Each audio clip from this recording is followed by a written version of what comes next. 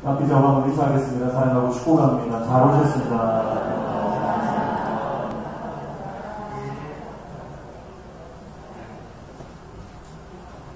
감사합니다. 출애굽기 오늘 4장 18절에서 31절 말씀 드리겠습니다. 오늘 설교 준비하는 것이 조금 시간이 많이 걸렸습니다. 왜냐하면 굉장히 난해한, 성경 중에서도 가장 난해한 부분이거든요. 그래서 정말 다양한 해석이 있고 다양한 주석들이 있어가지고 어떻게 이 본문을 이해하고 해석해야 되는지에 대해서 저도 고민이 많았습니다. 그러나 하나님께서 오늘 이 말씀을 통해서 우리에게 주시는 놀라운 예비되신 은혜가 있을 줄 믿습니다. 하나님께서 모세를 부르시고 이제 모세를 설득하십니다. 그리고 5번에 걸쳐서 모세는 거절하지만 하나님은 모세를 포기하지 않고 그를 설득하십니다. 그리고 그에게 능력을 주시고 지혜를 주시고 또 동역자를 주시고 하나님께서는 모세에게 필요한 모든 것들을 다 공급해 주시고 또 채워 주십니다. 그러면서 이제 모세가 애국으로 가는 모습을 말씀을 통해서 보게 되는데 18절 보시면 모세가 그의 자녀 이드로에게 돌아가서 그에게 이르되 내가 애굽에 있는 내 형제들에게로 돌아가서 그들이 아직 살아있는지 알아보려 하오니 나로 가게 하소서. 이드로가 모세에게 편안히 가라 하니라. 그렇게 말씀하고 있습니다. 있는 그대로 모세가 이야기를 안 했습니다. 그렇죠? 솔직하게 이야기를 하지 않았던 이유에 대해서 여기에 대해서도 의견이 분분합니다. 모세가 아직 결단을 못 내렸다. 가족을 데리고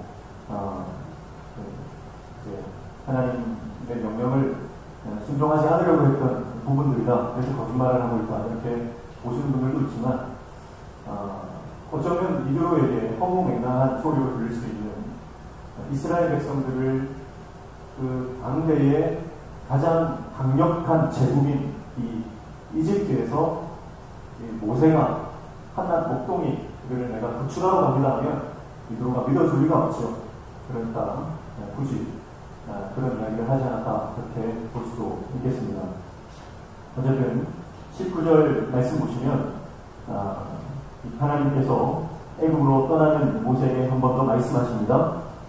19절 여호와께서 미디안에서 모세에게 이르시되 애굽으로 돌아가라. 내 목숨을 노리던 자가 다 죽었느니라. 그렇게 말씀하고 있습니다. 하나님께서 뜻밖의 말씀을 하세요. 너의 목숨을 노리던 자들이 다 죽었다. 모세가 어쩌면 40년 광야 그 세월에서 가장 듣고 싶었던 말이거든요. 모세가 지금 광야에서 40년 목자 생활하고 도피 생활을 하는 이유가 뭡니까? 죽음이 두려워서입니다. 그의 목숨을 노리는 자들이 많았다고 우리는 이미 살펴봤죠. 그래서 그는 그 이집트의 바로의 정적이 될 수 있는, 라이벌이 될 수 있는 구도에 있었기 때문에 조그만 실수를 해도 그것으로 인해서 숙청을 당할 수 있는 그런 위치에 있었던 것입니다.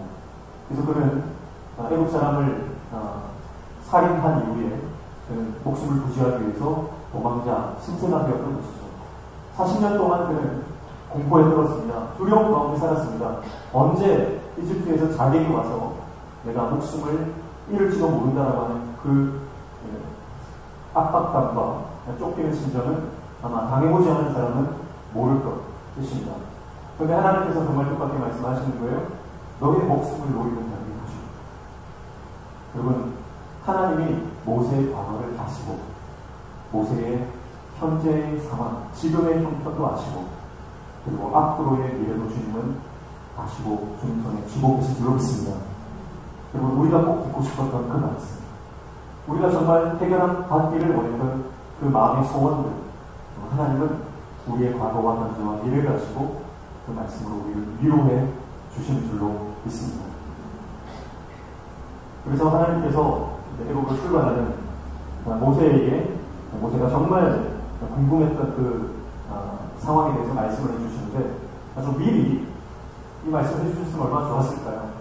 모세가 사실 주저하고 머뭇거렸던 이유도 자격지심, 또 자기에 대한 신뢰하지 못하는 그 마음들, 그런 것들이 작용을 했지만, 그러나 모세가 가장 두려워했던 것은 자기를 죽이려고 하는 그 어마어마한 세력들 아니었겠습니까?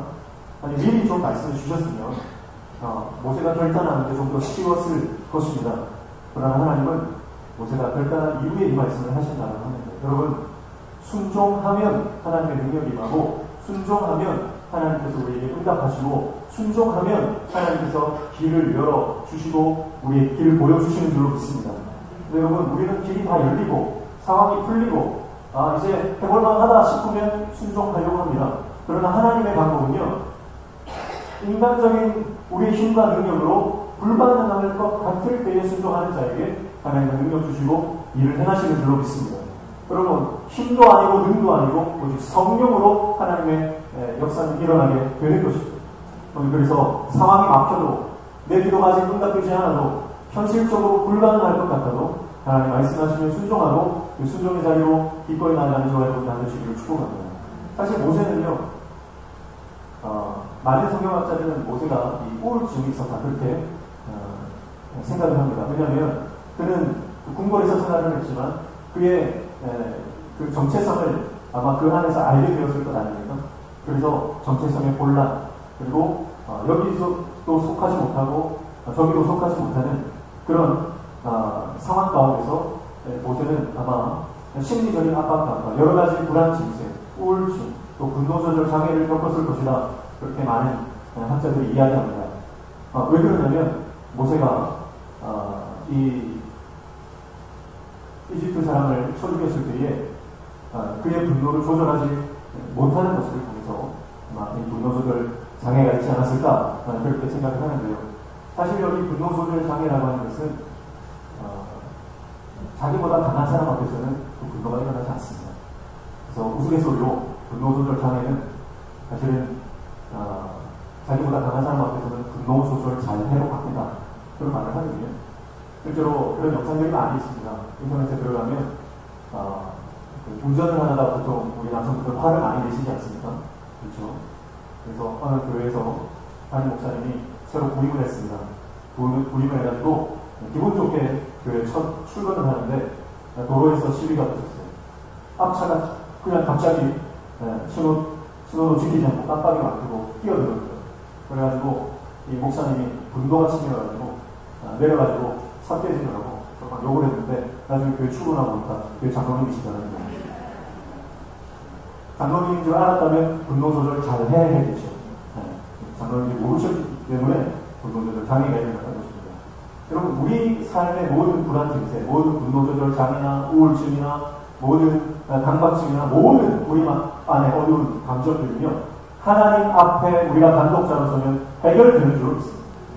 모세 안에 있었던 그 모든 불안함과 모세 안에 있었던 모든 그 두려움들은요, 하나님 앞에서 해결되는 겁니다. 사람이 해결해 줄 수 있는 것이 아니고 상황이 해결해 주는 것이 아닙니다. 오직 우리의 모든 문제, 우리 모든 영적인 어둠의 그 모든 세력들은 하나님 앞에서 해결되게 되는 줄로 믿습니다. 그러니까 모세는 그 마음의, 심령의 문제들을 하나님 앞에서 해결받게 되는 것이죠. 모세의 과거를 잘 아시고 현재의 형편도 아시고 미래를 준비하시는 그 하나님께서 모세에게 소망의 말씀, 위로의 말씀을 해주시는 것입니다. 여러분, 그래서 결국 하나님의 선택은 옳았습니다.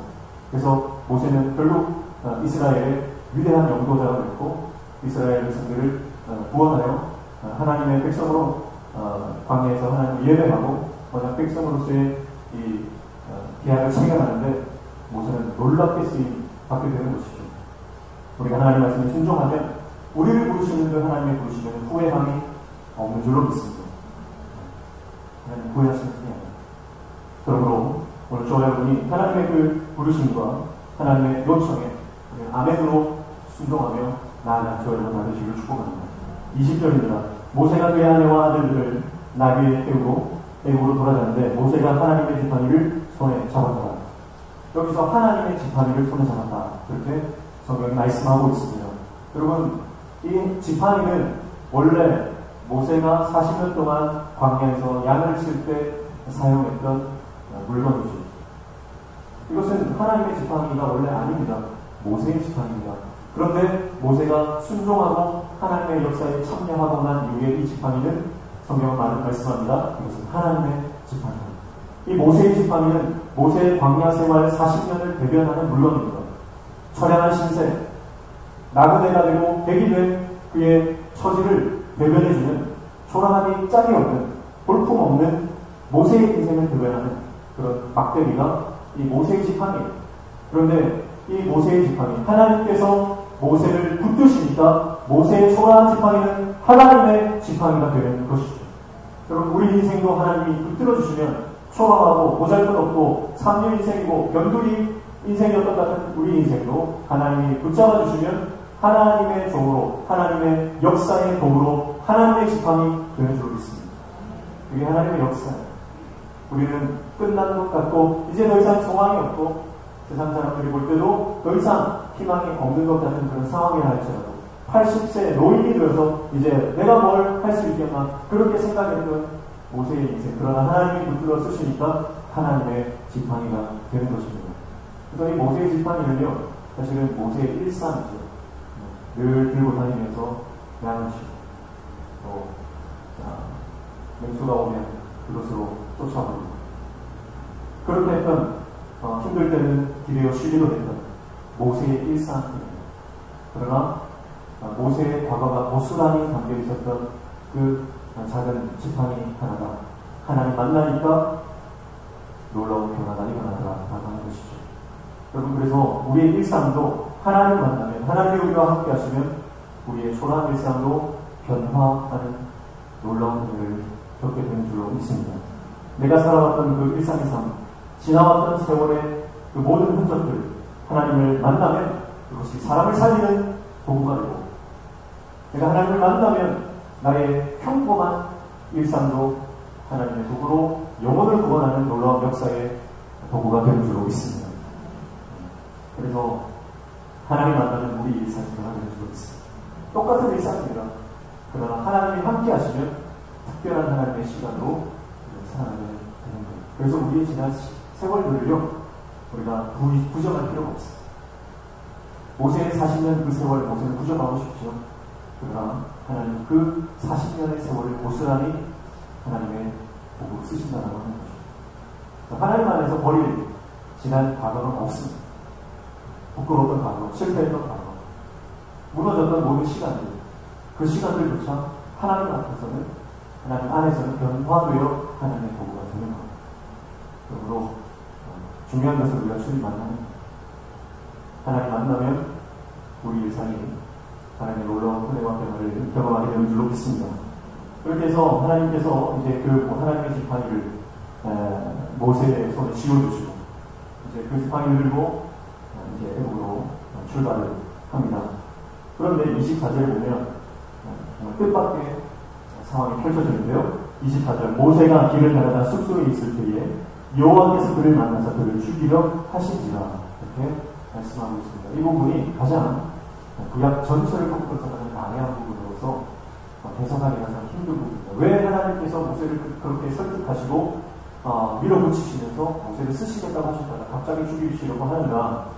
여기에 대해서는 정말 많은 해석들이 있지만 문맥상으로, 그리고 하나님의 성품을 가지고 해석하는 게 옳습니다. 여러분, 성경을 해석할 때, 예전에도 제가 한번 몇 번 말씀드렸지만, 성경을 해석할 때 하나님의 성품을 우리가 알고 해석해요. 하나님의 성품을 모르고 해석하면 성경 해석에 오류가 있을 수 있습니다. 그래서 하나님이 어떤 분이신가를 알고 해석하면 틀리지 않다, 그렇게 볼 수가 있습니다.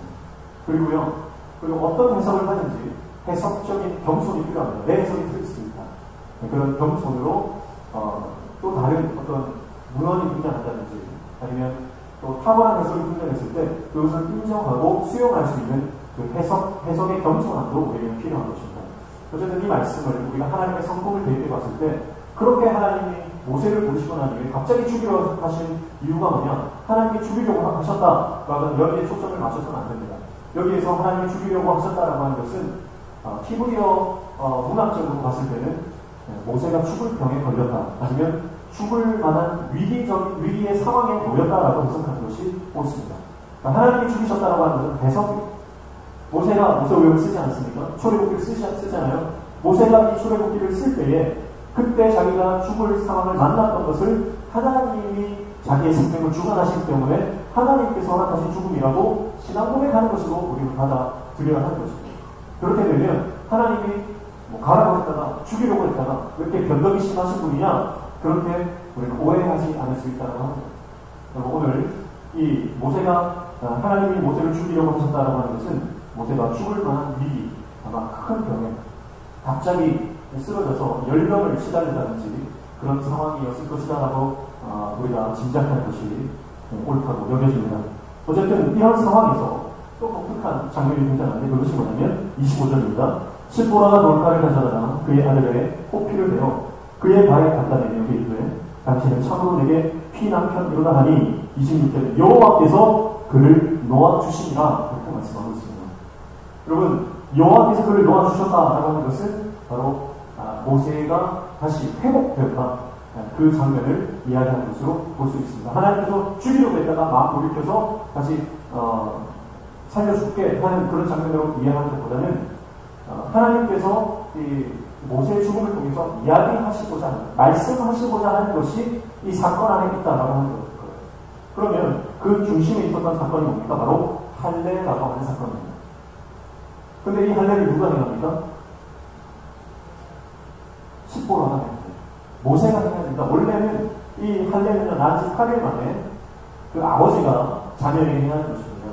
그런데 모세가 지금 그 할례를 행하지 못하고 있다고 하는 것은 모세가 죽을 만한 그 상황에 놓여 있다라고 하는 것이죠. 그런 상황에서 십보라가 깨달은 것이 있어요. 그게 뭐냐면 자기의 자녀들에게 할례를 행하지 않았다라고 하는 사실입니다. 아마 모세는 자기의 자녀들을 할례를 주려고 했을 겁니다. 그런데 십보라가 반대를 했던 것 같습니다. 대부분의 학자들이 그렇게 추측합니다. 왜냐하면 미디안이라고 하는 이 부족들은요, 목의 사회라고 합니다. 그래서 가정의 권위를 어머니들이 쥐고 있다고 하는 거예요. 그래서 모세는 자녀들에게 할례를 행하라고 했지만 이 십보라가 반대했다라고 보게 됩니다. 그러니까 남편이 죽을 위기를 당했을 때 아내가 즉각적으로 할례를 행했다라고 하는 것은 이미 할례에 대해서 십보라가 알고 있었다라고 하는 사실이에요. 하나님이 가르쳐 주신 게 아니거든요.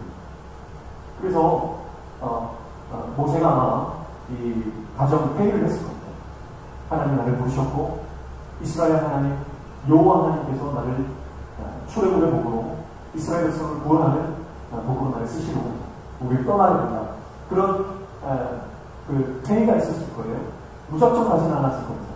그러나 아마 십보라는 그 마음에 어떤 의심과 불안과 두려움, 그리고 안정된 생활을 떠나기 싫은 그런 주저함들이 있지 않았을까, 그렇게 충분히 예상해 볼 수 있고요. 그러나 하나님께서는 이 모세의 죽을 고비를 통해서 십보라를 깨닫게 하십니다. 하나님의 길을 가는데 신앙이 일치되어야 함을 깨닫게 된 것이죠. 사실 이때 베르송 또 둘째 아들 엘리에셀은 나오지 않지만 아마 둘 다 있었을 것이라 생각이 되어지는데 나이가 얼마쯤 됐을까요? 모세가 40에 미디안에 갔고 거기서 십보라를 만나서 결혼해서 지금 80이 되었으니까 이 자녀들의 나이는 아마 장성한 나이가 되었을 겁니다. 못해도 20대 이상은 되었겠죠. 그 장성한 아이들의 할례를 행하는 것을 이 어머니가 행했다라고 하는 것은 그런 지금 신앙이 모세의 가정에 일치되지 않은 모습이라고 충분히 추측해 볼 수 있겠습니다. 그러면서 십보라가 뭐라고 이야기합니까? 26절 하반절에 그때의 십보라가 피 남편이라 함은 할례 때문이었더라 그렇게 말씀하죠. 그래서 25절에도 당신은 내게 참으로 피 남편이다. 그리고 이것은 할례 때문이었다. 이렇게 말씀하고 있습니다. 모세가 죽을 위기를 당했을 때에 이 포피를 베어서 남성 생식기에 포피를 베는 거죠. 이게 할례입니다. 포피를 베어서 피가 흐르죠. 그 피를 모세에게 베었을 때에 모세가 살아나게 되었다라고 하는 것이죠. 그래서 이 피 남편이라고 하는 것은 할례의 피로서 결속된 남편이다. 그런 뜻이에요.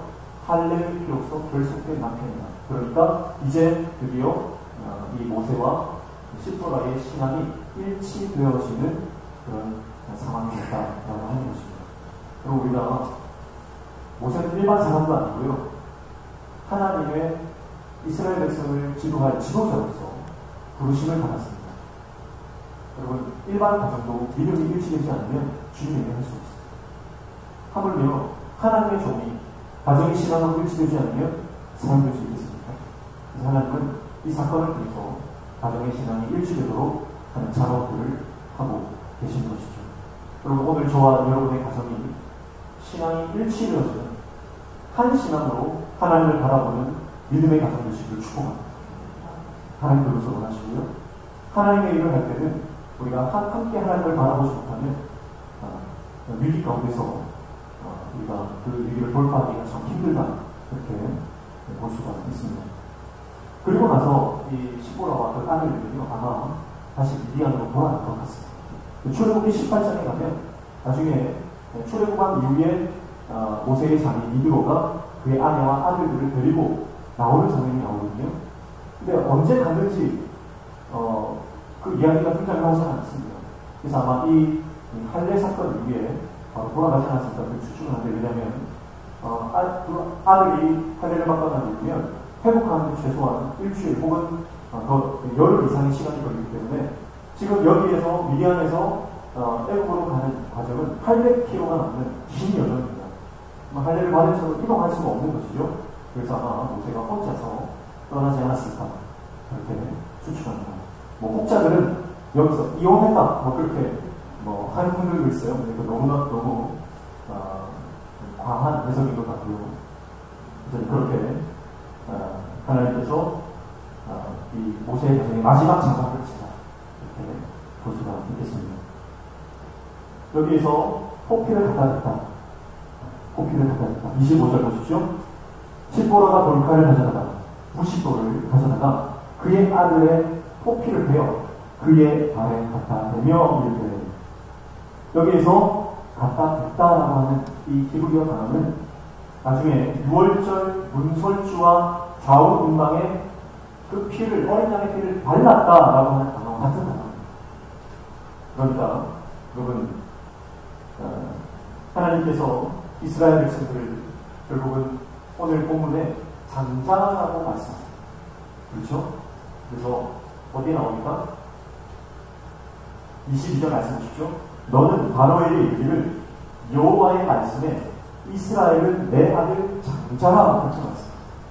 그러면서 할례를 행해서 그 피를 모세에게 대어서 모세가 살아나는 그 이적을 보여주시는 거예요.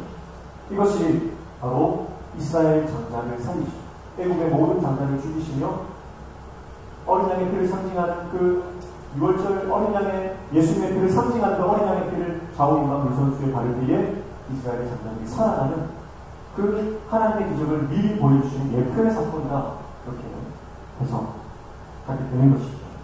여러분, 우리 가정을 살리고 우리 인생을 변화시키고 그리고 우리 인생을 회복시키신 것은 오직 예수 그리스도의 보혈 십자가의 복음 외에는 없는 줄로 믿습니다. 오늘 저와 여러분이, 우리 가정이, 온 식구들이, 온 교회가 예수 그리스도의 십자가를 붙들고 어린 양의 피를 의지하는 저와 여러분 다 되시기를 축복합니다. 저와 여러분의 개인의 삶을 살리는 것도 복음이요, 가정을 살리는 것도 복음이요, 우리 교회를 회복하고 부흥시키며 우리 교회를 성장시키시는 것도 복음인 줄로 믿습니다. 복음 외에는 소망이 없는 것이죠. 그리고 31절 말씀에 이렇게 말씀하죠. 백성이 믿으며 여호와께서 이스라엘 자손을 찾으시고 그들의 고난을 살리셨다 함을 듣고 머리 숙여 경배하였다. 이제 아론과 모세가 제외합니다. 40년 만에 제외합니다. 그리고 이스라엘의 모든 장로들이 그 힘겨운 상황 가운데서 신앙을 지켜왔다. 하나님께 기도해왔던 그 모든 장로들이 기도의 응답을 경험하는 순간, 그렇게 부르짖었던 구원자를 하나님께서 그들에게 보내주시는 장면, 그리고 그 하나님의 놀라운 역사 앞에서 그들은 머리 숙여 하나님을 경배하는 것이죠. 오늘 저와 여러분의 인생, 하나님을 경배하는 인생 되시길 축복합니다. 하나님을 예배하는 인생, 하나님의 기적을 경험하고 머리 숙여 그 앞에 엎드리는 인생, 그 인생 하나님께서 기뻐하시는 그런 삶의 모습이 줄 믿습니다. 결국 하나님께서 이스라엘 백성들을 출애굽시키시는 것은요, 정치적인 해방을 주시기 위함이 아닙니다. 하나님께서 그들을 통해서 예배 받으시기 위함, 하나님을 자유롭게 마음껏 예배하기 위해서 하나님 그들을 가운데 놀라운 은혜를 베풀어 주시고 모세를 보여주시는 것이죠. 그래서 우리가 이 말씀하면서 사실 북한 동포들을 기억해야 할 것입니다. 북한 동포들은 여전히 압제와 영적 이 애국, 북한의 독재 세력, 여전히 그 가운데 영적인 노예가 되어서 하나님을 마음껏 예배하지 못하고 착취당하는 삶을 살고 있습니다. 그 땅에 모세와 같은 영적인 하나님의 사람, 구원자가 등장하여 그 땅 백성들을 자유롭게 예배할 수 있는 하나님의 백성으로 구원하는 역사를 기도해야 할 것이고, 하나님의 때에 반드시 그 일이 일어나게 될 것입니다. 그래서 우리가 믿음으로 살고 우리의 자녀들을 믿음으로 교육하며 우리의 신앙이 유산되어지고 우리의 신앙이 그들에게 전승되어졌을 때 우리 자녀들이 북한 땅을 하나님의 자유와 해방 가운데로 출애굽시키는 놀라운 우리의 구원자입니다. 하나님의 위대한 종, 우리 가정, 우리 자녀들을 통해 등장하게 주겠습니다. 그 소망을 가지고 나라와 민족과 또 고통 가운데 있는 백성들을 위해서 기도할 수 있는 저희를 받으시기를 주님으로 축원합니다. 기도하겠습니다. 하나님 아버지, 하나님을 만나면 평범한 우리의 인생, 초라한 우리의 일상도 변화되어지고 있습니다. 우리의 과거와 현재와 미래를 하시고 우리를 부르시며 우리를 쓰시기를 원하시는 하나님, 그 하나님의 말씀으로 위로를 받고 다시 한번 주님 말씀에 붙들려 쓰임받는 하나님의 종 되게 도와주시옵소서. 개인의 삶의 가정에 우리 공동체 안에 하나님이 기뻐하지 않는 아직 불신앙의 요소가 있다. 철저히 그것을 하나님 앞에서 회개하고 돌이키며 다시 개혁할 수 있는 일을 허락하여 주시옵소서. 예수님의 이름으로 기도하옵나이다.